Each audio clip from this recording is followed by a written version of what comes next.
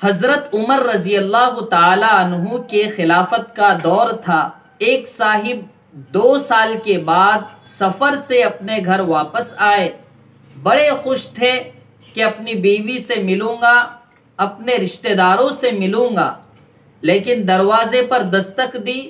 بیوی نے دروازہ کھولا تو کیا دیکھتے ہیں کہ ان کی بیوی حاملہ ہے۔ انہوں نے جب یہ دیکھا تو رخ موڑ لیا اور غصے سے چلے گئے۔ بیوی نے کہا کہ خدا کی قسم یہ حمل آپ ہی کا ہے، کسی اور کا نہیں ہے۔ لیکن مقدمہ حضرت عمر کی عدالت میں پہنچ گیا۔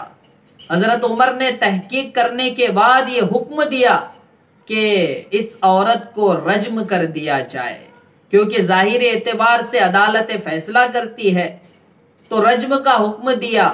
معاذ بن جبل وہاں بیٹھے ہوئے تھے، حضرت عمر سے عرض کرنے لگے، اے خلیفۃ المسلمین، میں اس فیصلے پر اعتراض پیش کرتا ہوں۔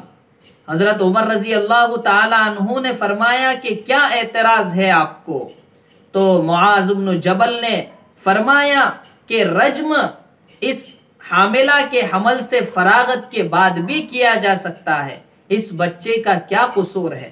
پہلے یہ اپنا حمل جن لے، بچہ پیدا کر لے، اس کے بعد آپ رجم کا حکم دے سکتے ہیں۔ اللہ کے رسول کے زمانے میں بھی ایسا ہو چکا ہے۔ حضرت عمر نے اپنے فیصلے کو واپس لیا اور فرمایا کہ جب بچے کی ولادت ہو جائے تو تب آنا اور اسے رجم کر دیا جائے گا۔ اس کے بعد جب بچہ پیدا ہوا تو کیا نظارہ دیکھا شوہر نے کہ 2 دانت بچے کے نکلے ہوئے ہیں۔ حدیث میں آتا ہے کہ 2 دانت اس کے نکلے ہوئے تھے۔ شوہر کہنے لگا، خدا کی قسم یہ بچہ میرے ہی جیسا دکھتا ہے، خدا کی قسم یہ بچہ میرا ہی ہے۔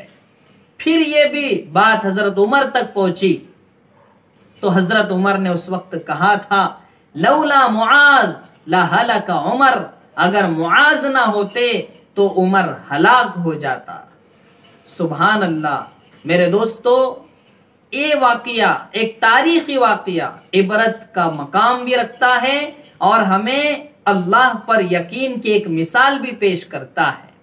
اس لیے کسی پر تہمت لگانے سے پہلے، کسی پر الزام لگانے سے پہلے ہمیں تھوڑا سوچ لینا چاہیے، ہماری زبانوں پر لگام لگا لینی چاہیے، کس لینی چاہیے کہ ہم الزام لگا رہے کہ غلط تو نہیں ہے، ہم کسی پر تہمت لگا رہے کہ غلط تو نہیں ہے، اس کے بعد ہی بات کرنی چاہیے۔